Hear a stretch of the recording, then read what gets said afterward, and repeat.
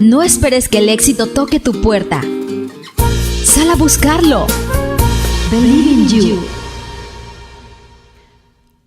Hello, my peeps. Hola, mi gente. Bienvenidos a Believe in You con la invitada del día, Deborah Deras. Hello, my peeps. We're here with our guest for today, Deborah Deras. Welcome. Thank you so much. It took me a year. I had to wait for this woman a year. It was worth it. I'm so glad to be here.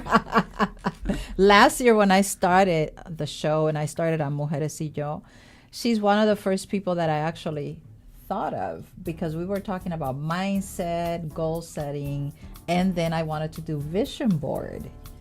And I could never get her to coincide with her schedule because she does coaching. So Deborah's a speaker, author, salsa dancer, samba dancer, everything dancer. Welcome, Deborah. So great to finally have you to kick off the new year. Yes, I'm so excited. And today, Deborah's going to share some valuable information that we talked about. What is it to be a great speaker? You know, how to prepare to become a speaker. We've done body language, but what we have not done is how do you get paid?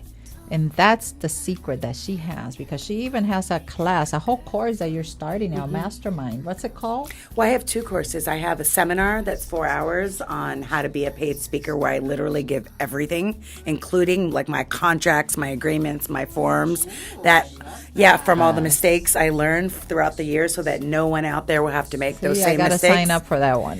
Yeah, because I want people that take the course to come right to the top. To the top. And then I also have a mastermind because after you do the course, then you have to do the work. So it's a group coaching program to support people to get it done. So Deborah is part Colombiana. So you know what that means. Fuego, fire. What's the other half, Deborah? My mom's family, she's from Brooklyn. My dad and her met in the Bronx. But her family's from Latvia and Lithuania. So both my grandma and grandpa immigrated. Yeah. Yes. So she's got that fire in her, and that girl can dance that booty off. Tell me about Deborah growing up. Where did you grow up? So I actually was born in New York. In Long Island, Port Jefferson, New York. And it was interesting because when I was in New York, I was Puerto Rican. And then when I came to LA, I was suddenly Mexican. It was like, wow, how did that happen? But it was really interesting because where I grew up, I was the only brown-skinned girl. In fact, when I was going to school, they had just implemented busing.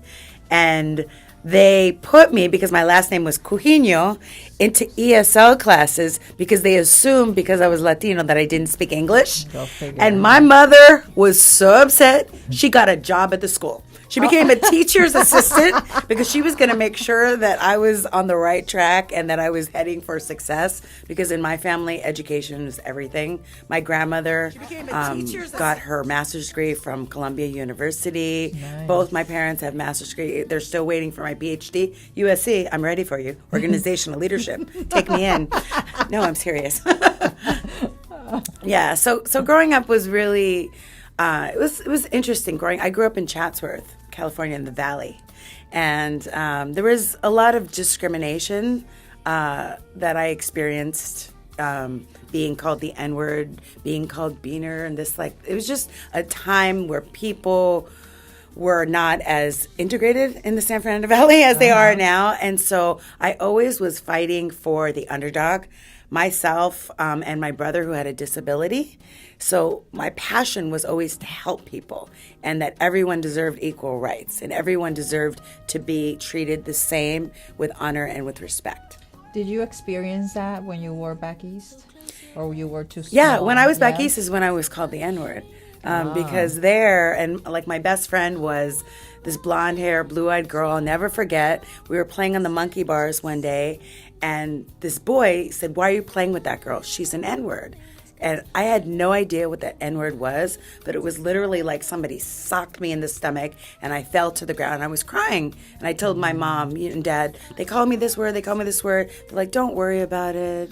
It's okay." But it really affected me because I felt somehow that I was different. And I didn't know until later that how my uniqueness and how my background and all of the things that make me different, make me unique, make me special. How did you take that moment? How did you turn it into a positive? Well, how I took that moment into a positive, as I grew up, I realized that who I am is not my skin color. Who I am is not my culture, my ethnicity, because even being Latina, and you know me, I'm super Latina, super proud, but I didn't feel like I ever fit in with anyone.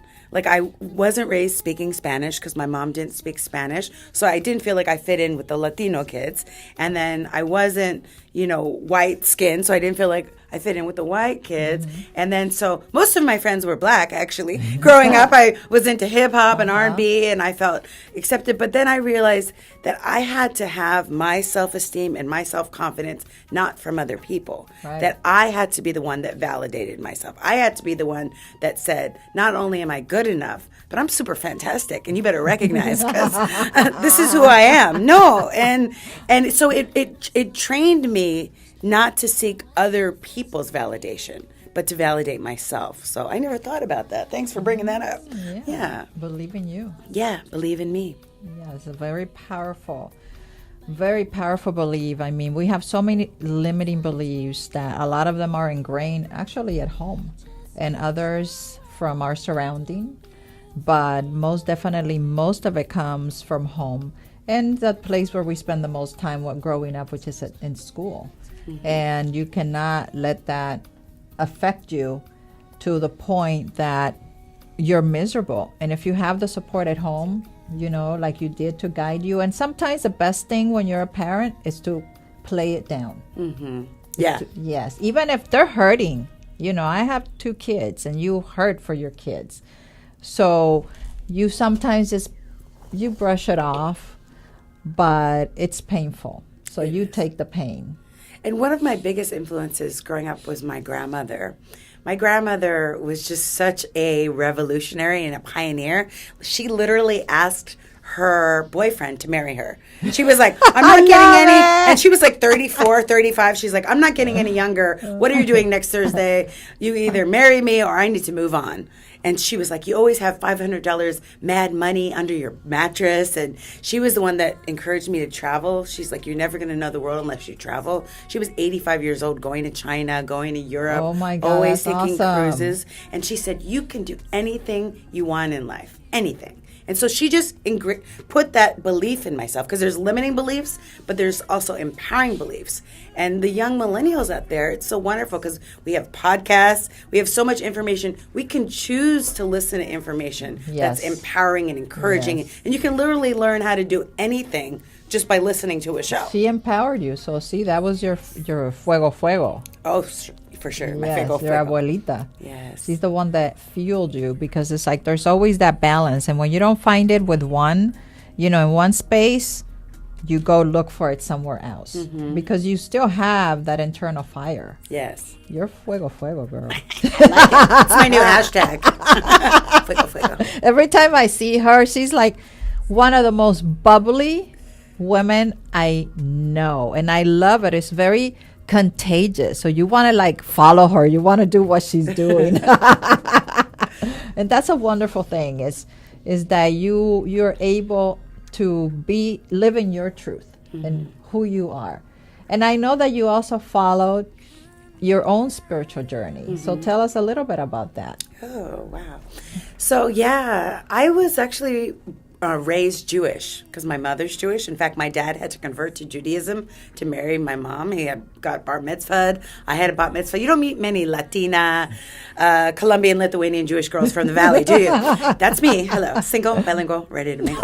Gotta put it out there, friend. You never know. Somebody could be watching. Hey. So my spiritual journey, so my mother was also very much into New Thought and metaphysics. She was always reading self-help books.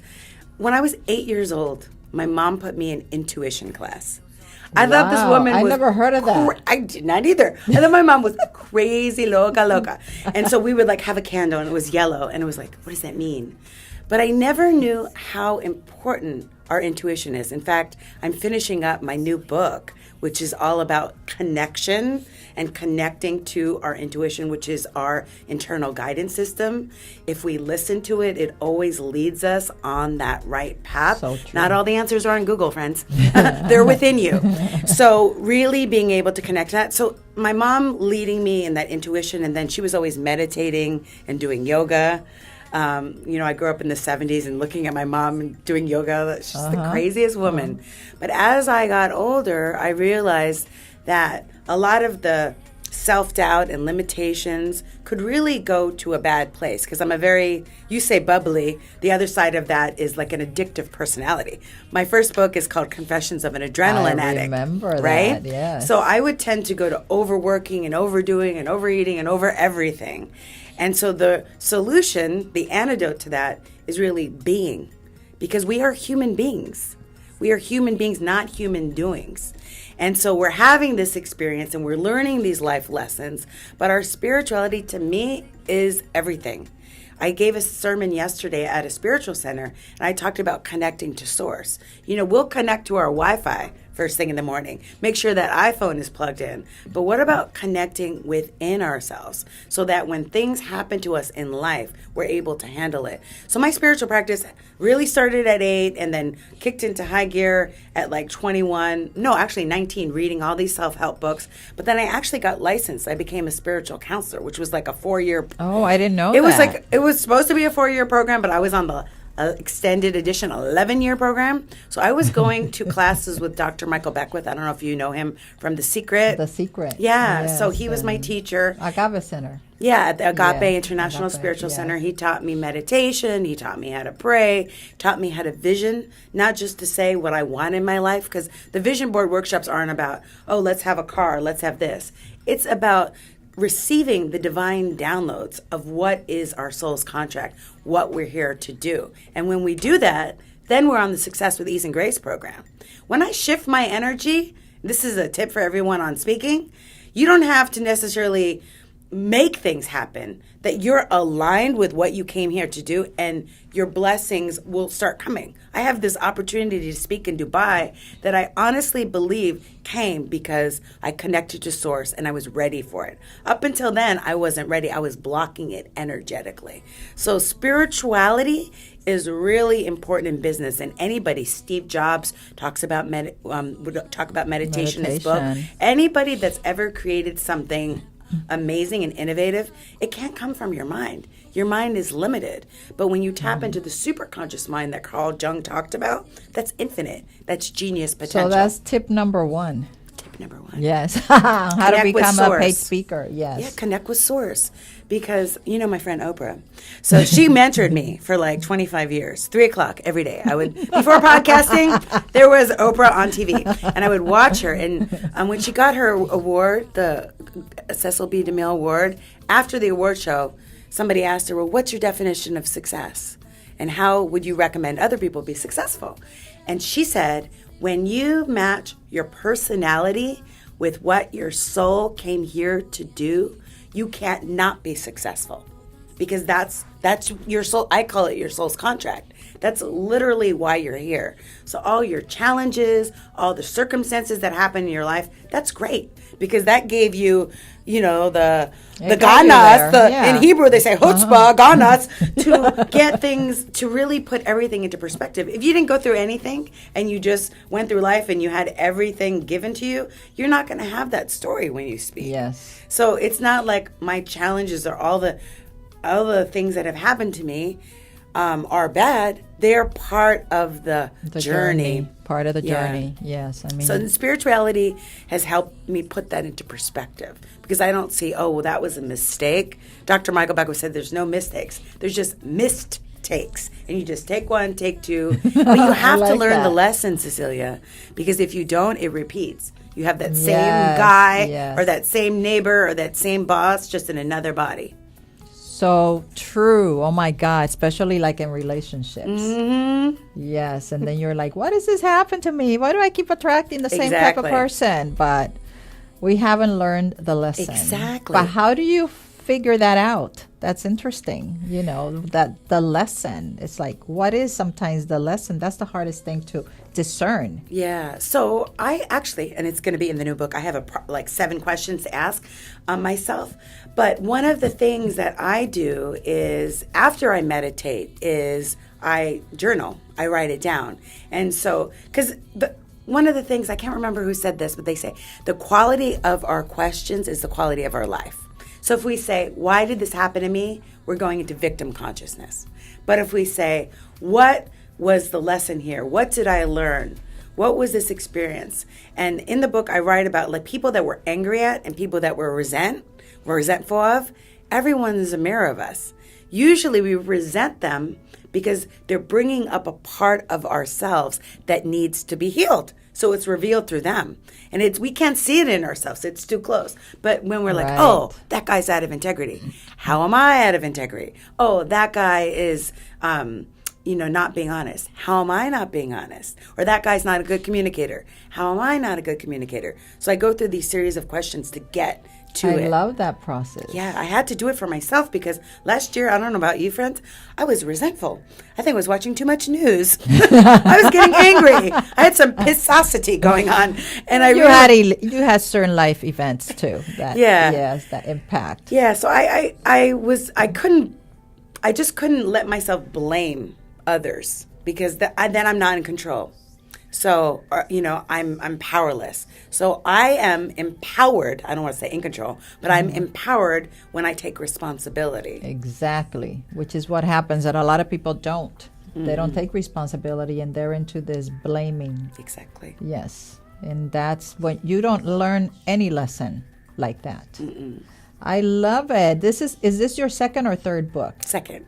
I've written a lot of ebooks, but this is literally I have been thinking about this book for about 2 or 3 years, and it wasn't until I went to Vegas. It was really interesting because you think of Vegas, Sin City, but my hotel had this Catholic beautiful church in the parking lot. It was like the Wynn and this church, and there was this cross, which it's interesting in my spiritual practice. Growing up Jewish, you don't really talk a lot about Jesus or have a relationship with Jesus, but lately, in the past couple years, I've found this love of Jesus and this relationship with Jesus is very strong. And I love it. And so I saw this cross and I just felt like that was God. And I was supposed to go to this workshop and listen to Tony Robbins, listen to Brendon Burchard. And God was like, you don't need to listen to anyone.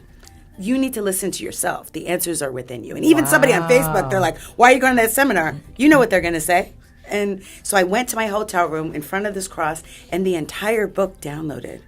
I'm getting chills. I literally wrote 3 chapters. It wasn't like writing a book. It was like transcribing the divine download from God. And it was like, it wasn't just what people needed to hear. It was the answers to a lot of the things that were plaguing my heart. It's like, you want this in your career? You want this in your relationship? You want this in your life? Then here it is.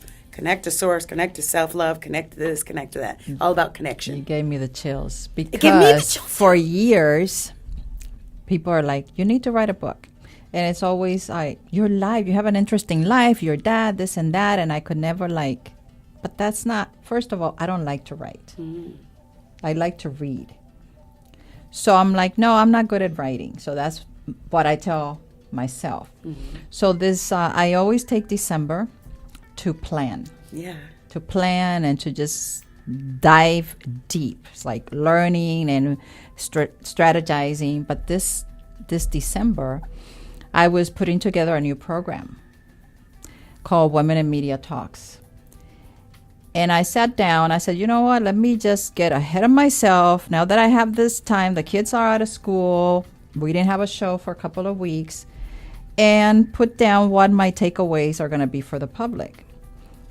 Deborah, I sat down, I did it. It was like just 5 tips.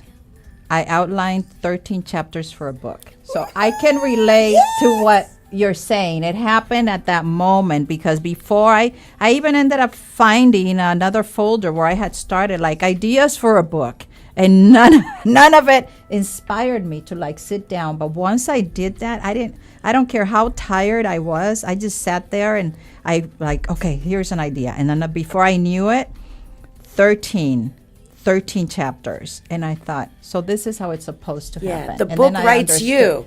Exactly. So when you say you were transcribing, why? Because at that point, I realized that I had the knowledge.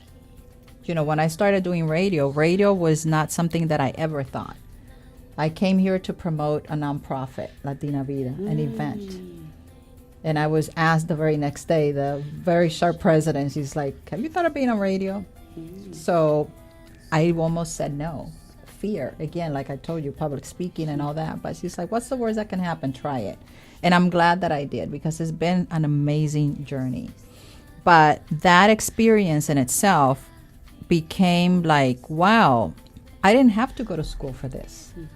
That's when I discovered a natural gift. Exactly. And that's why the idea of the book came so easily, because it was based on knowledge that I had already, that it was God-given. And it's like back to the Oprah thing. It's your personality aligned with what your soul came here to do. When you match those two, one of the things that irritates me about a lot of people out there that are empowering is that they're all about, it's got to be hard and you're never going to sleep and you just need to sweat and grind and hustle and blah, blah. And yes, you do. Faith without works is dead. So, you know, you need to ask, listen, hear, and take inspired action. I always talk about that. But when you are aligned, it flows. It flows. And that's the feminine word. energy that's going to save the world, by the way. Yes, because this is not the year, it's the era of women. Ooh, I love that. It's the era of women. I mean, there has to be a shift. Yeah. There has to be a shift, because it is Mother Earth after all. And she's a girl. Yes. And she listens. And she is talking back. Exactly. Hello. Yes, she's talking back. And I'm listening, and I think that that's what happened, this amazing awakening. Oh, that's so interesting. I never thought of it like that. Oh, those movements that are going on, the marches, all these things in the entertainment. And Mother women Earth. speaking up. Yes, it's like rising, because we are that feminine energy. Right. It's like, hey, we're going to destroy ourselves. Who are the ones that can save it? Women. Why? Because we are the only ones that can bear children, people. Men can't bear children. We do. We're the creators. So we're the givers of life. And it was like the only movie I saw last year was Wonder Woman.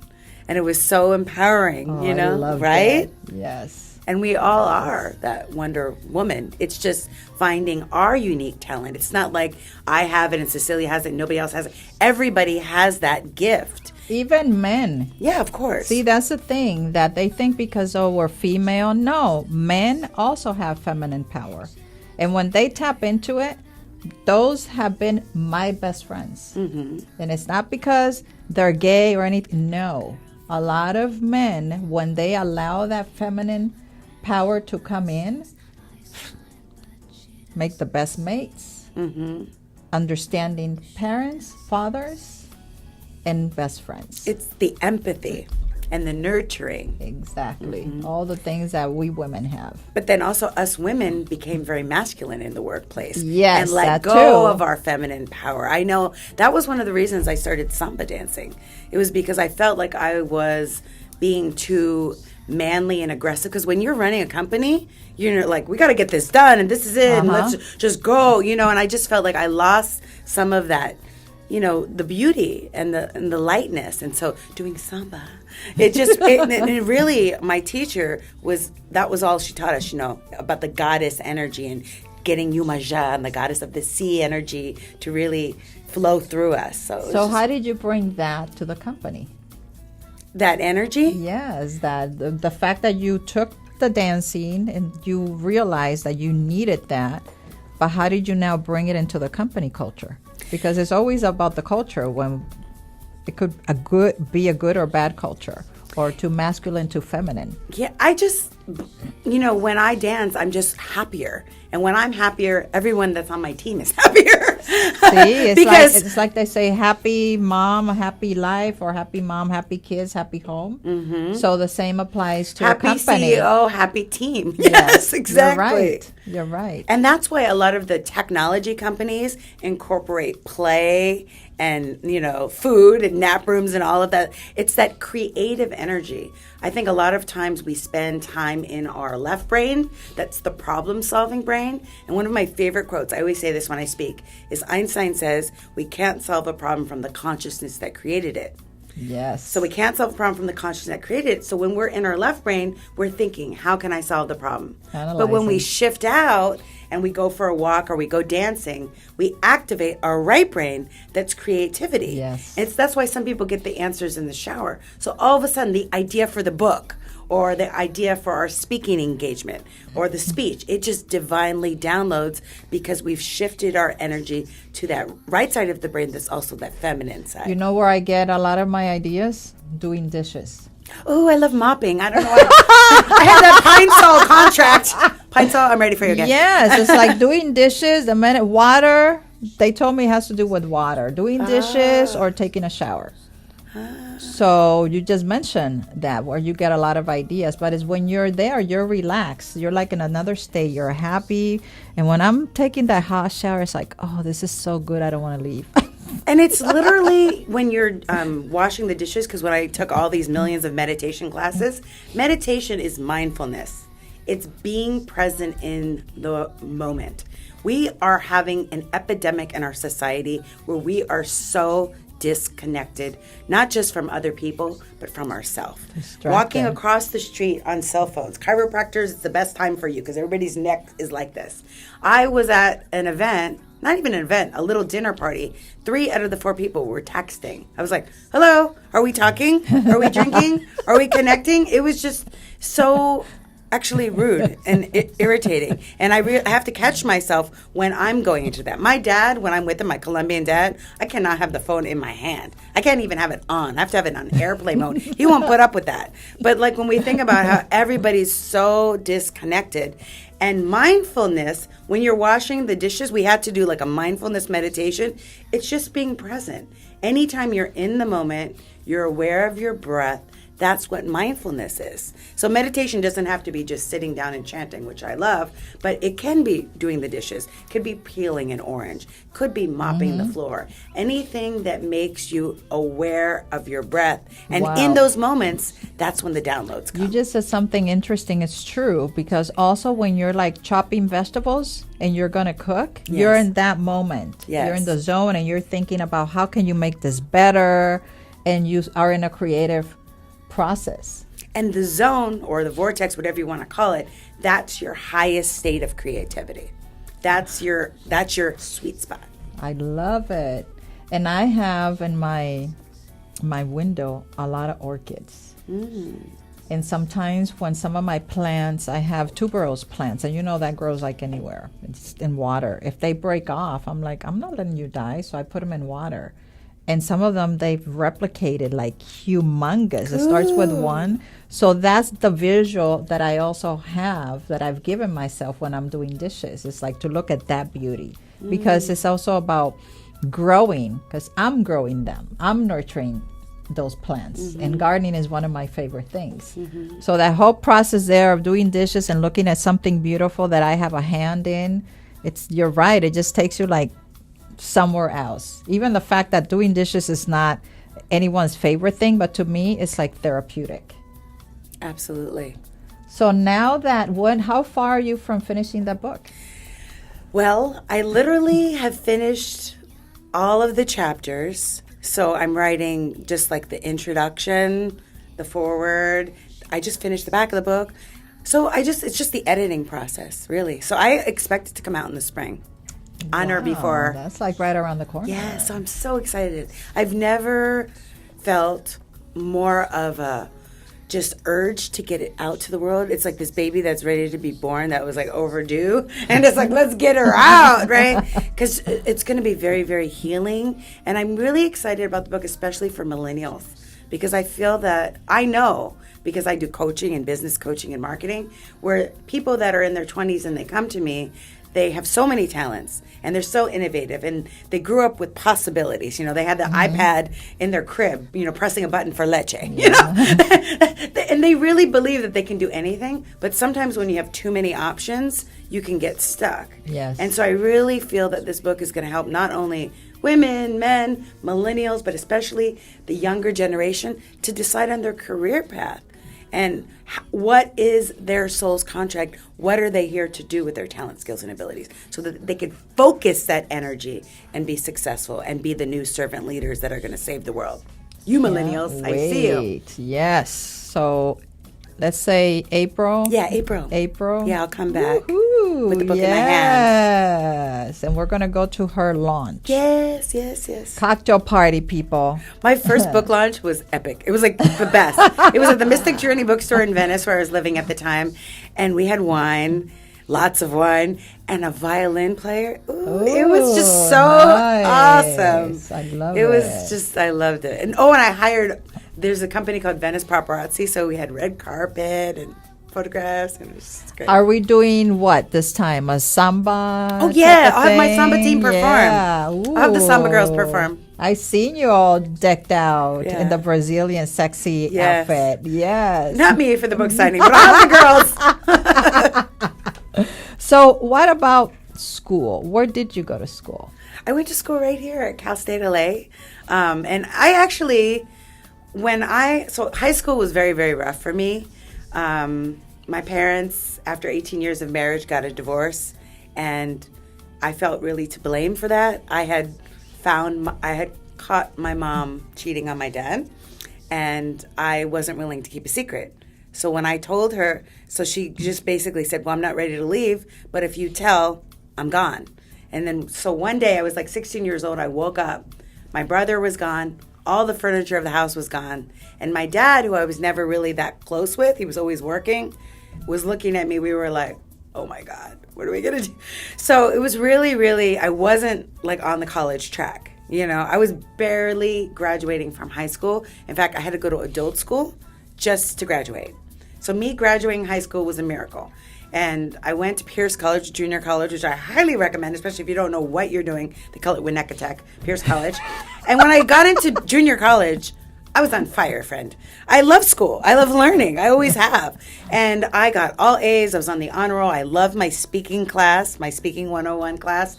And I transferred, and I didn't, and this is why I really encourage people to listen to these podcasts. I didn't even know that I could apply to a university. Because at that time, I was on my own.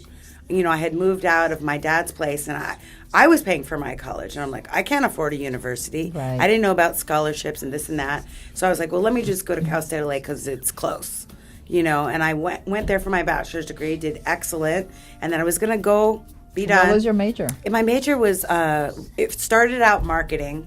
And then almost graduating marketing, my brother passed away. Oh. He had an epileptic seizure. And he was 16, I was 19. And so after that, I was like, I can't just go to school for money. I need to help people with disabilities like my brother. I thought that was my soul's contract. And so I changed my degree to rehabilitation counseling. And I actually was working with the regional center across the street from where we are right now, and Goodwill and Epilepsy Foundation, which is also down the street, Department of Rehabilitation. And then I got a full paid grant for my master's degree. Because my mentor, which I encourage you all to have great mentors at the time, was like, I don't trust you. You're not going to come back to school. You need to stay. And it was like, I'm like, okay, if it's paid for, I'll stay. And literally to the degree of my parking, everything. And my car had been stolen because I couldn't afford the $42 for parking at Cal State Atlanta. I parked it off the street. That's in my other book. And so having parking was important.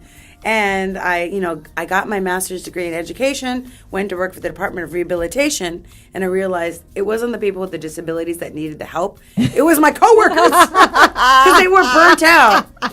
And I really had a heart-to-heart talk with my brother because even after he passed, he would come to me in dreams. And this is just a really profound thing I want to tell you about my brother. So when he died, I was like, everyone was like, what a tragedy. He was 16. They put a tree at Palmdale High School for him. So sad. And he came to me in a dream and he said, it was not a tragedy. He said, this was my destiny.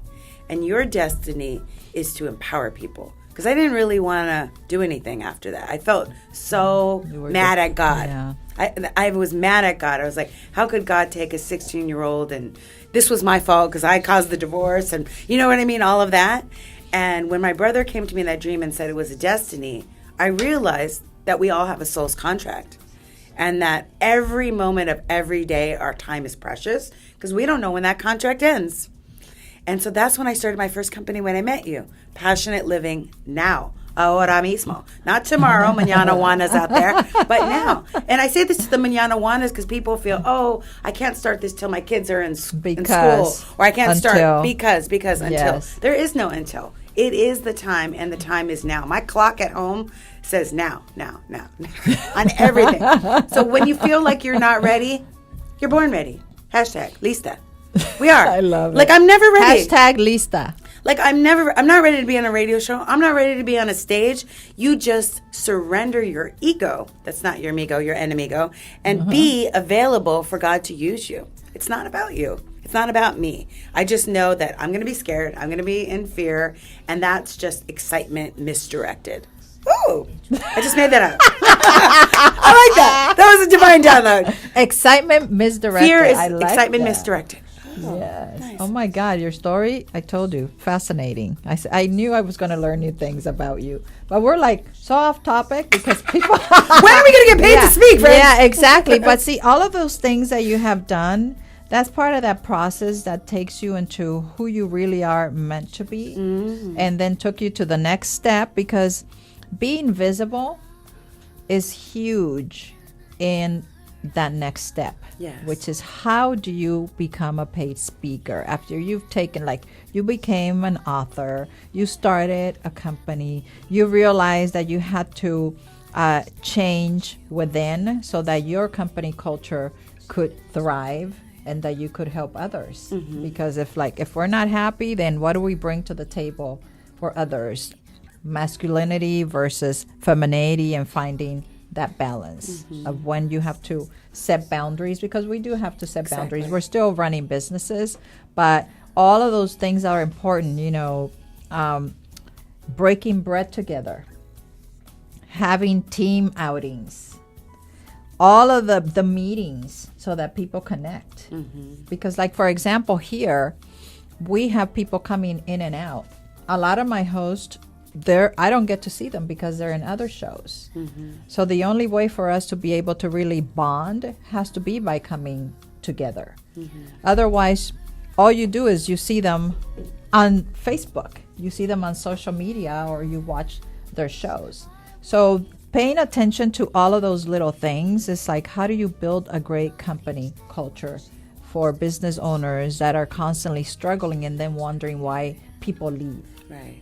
Why you have a lot of turnover? Why are people, upset, disgruntled employees that leave? So now, if we want to become a paid speaker and travel the world, because those are some of the perks, that come with that. Share with us how that journey for you started in public speaking.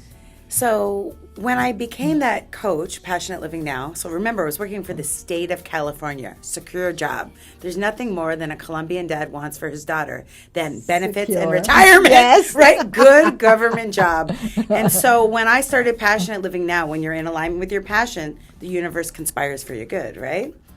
Right? And so I started off with just business cards. I put it in the water store, my vision, my business plan, etc. I went from 1 client to 6 clients to like 35 clients a week. When I was doing that vision board play shop that you saw me with, and the reason I had so many clients is I was investing in myself, and I took this course through Peak Potentials on how to have a millionaire mind. And when I took that course, I became a coach as part of that program, Success Track. So I had them sending me clients, my own clients, and I went to Toastmasters just to improve my elevator pitch, because I would go to these women networking groups. And by the way, everyone, I would go to entrepreneur groups before I was ever an entrepreneur, because they say surround yourself around people who you would like to be like. So I never thought, I don't fit in, I'm an imposter. I'm like, this is what I'm going to be. I need to know how these women do it. And so I would go to these groups, and, they said, you should go to Toastmasters. My mentor actually dragged me kicking and screaming. Agape, my spiritual center, had a Toastmasters, and they asked me to do a 15-second, table topic speech. I said no. I was shy.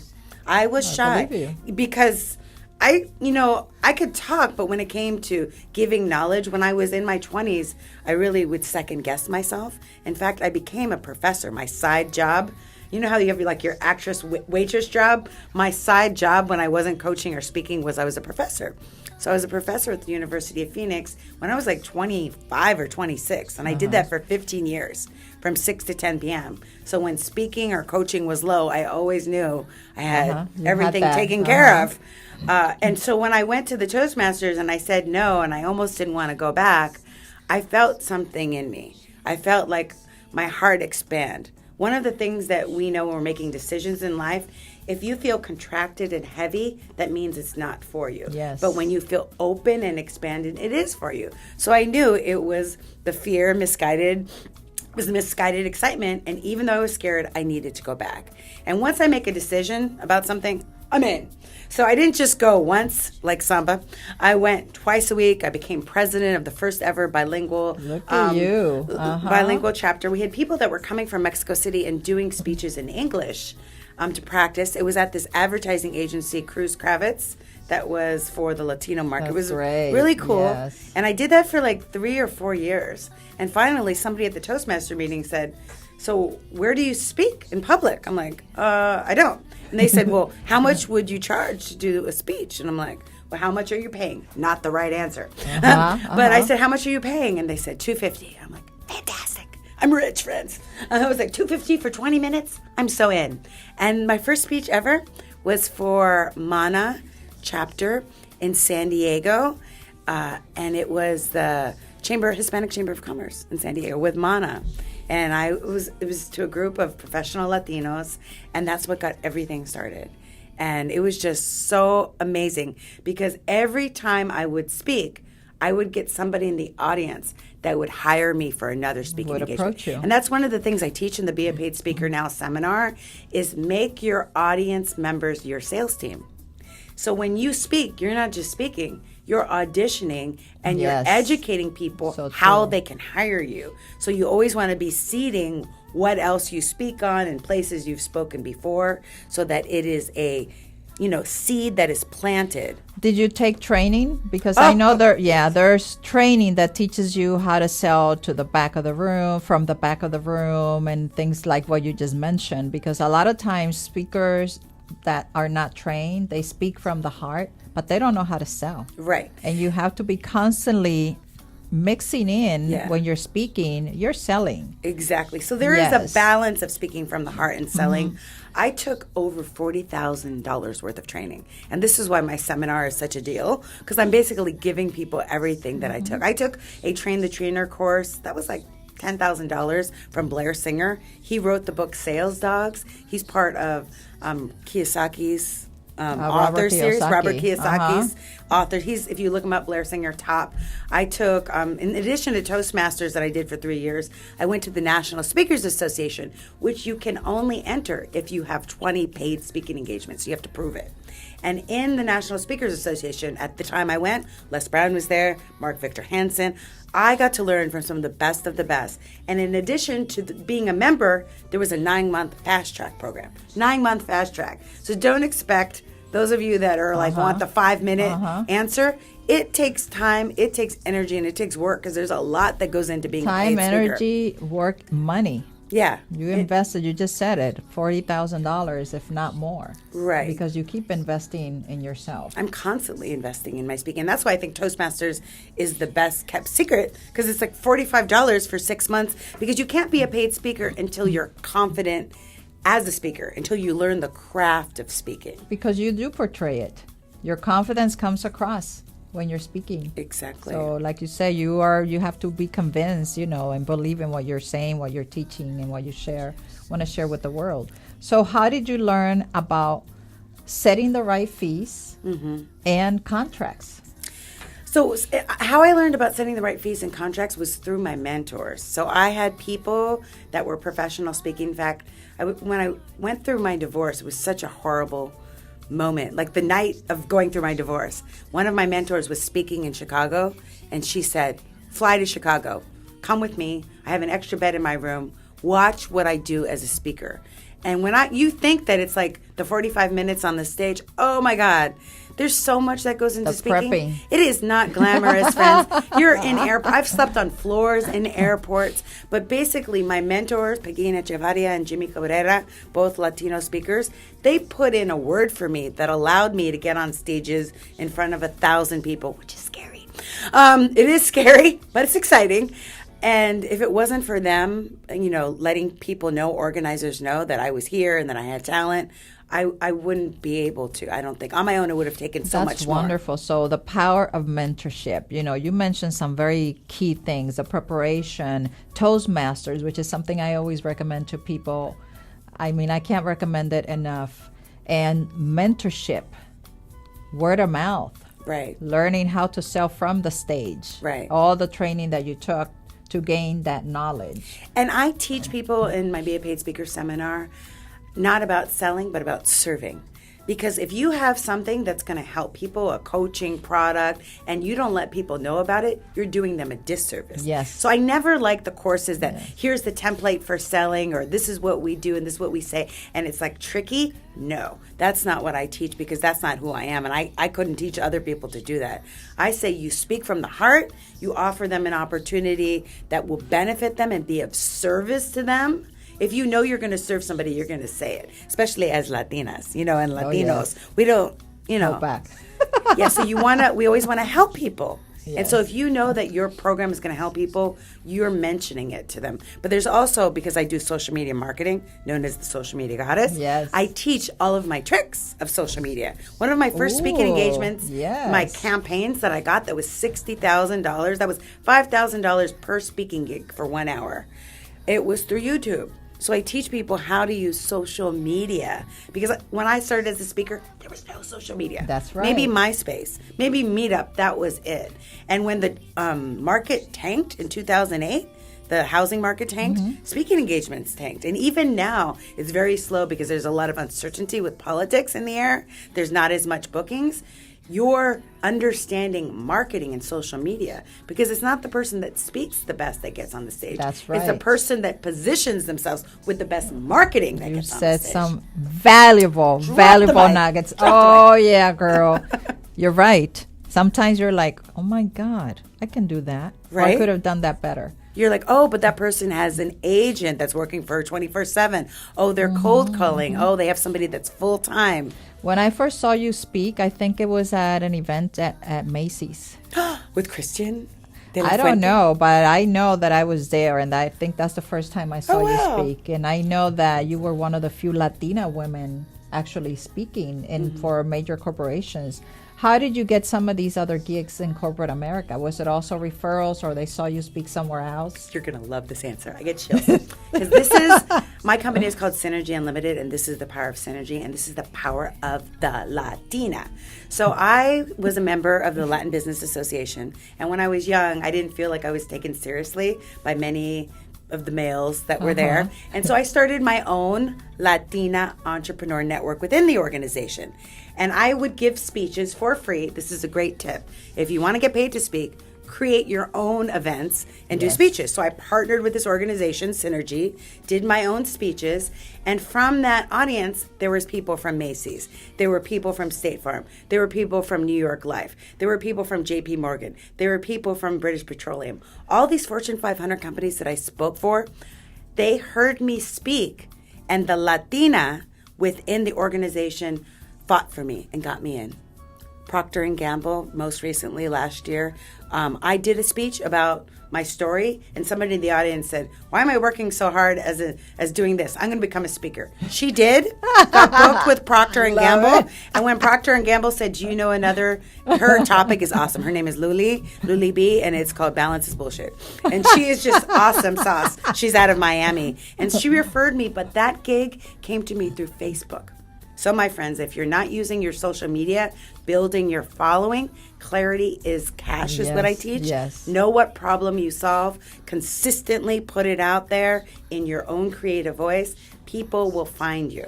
I've gotten gigs from social media, most definitely.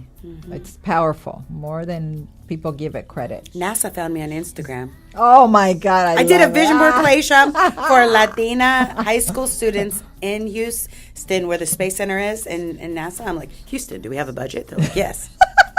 Let's go. Vamos.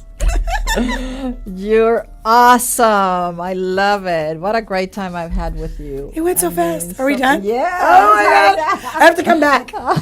Yes, when that book comes out, which Yes. is very soon. I mean, thank you, Deborah. You share some amazing nuggets of wisdom and so much knowledge, information, experiences that have led you to where you are, and you're still going. I'm girl. just beginning. Oh my God. I feel like I'm Yes. starting over anew. And I also, if anybody wants to I have a free webinar on how to be more confident with speaking. And it's just deborahdarris.com/speak now.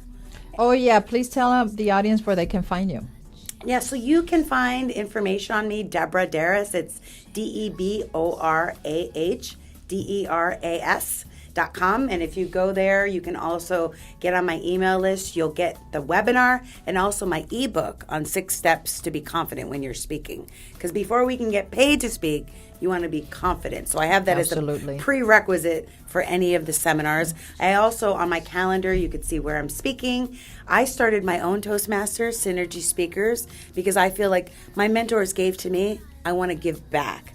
So we recently just started it. It's in Inglewood, and it's the 2nd and 4th Thursday. So just go to deborahdarris.com. When you sign up for my newsletter, you'll get information on I the just events. discovered it, and I sent you someone. So, fantastic. I might go. It's a drive, and I looked at it. I'm like, okay, if I get on the freeway at this time, how long will it take me? So I'm entertaining it because I do want to join a Toastmasters. I think it's long overdue for me. Now that I'm on this new career path that I love, then it's like, let's blow it up. And this specific Toastmasters is business focused. So everybody there is a small business owner, and the first half an hour we spend networking, and then we go into the Toastmasters. Just because I want you there. And you there too. So it's really exciting. Thank you, Deborah. This has been great. Thank you. Thank you. It was worth the wait. See, she was worth the wait.